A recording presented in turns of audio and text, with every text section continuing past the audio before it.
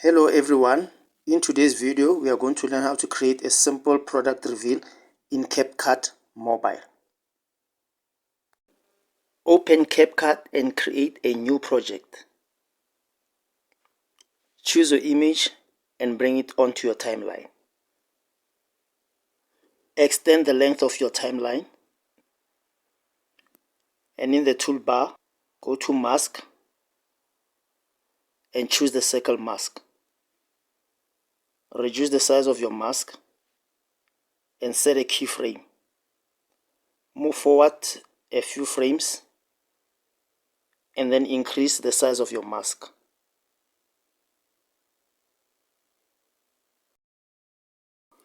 And this is our final project.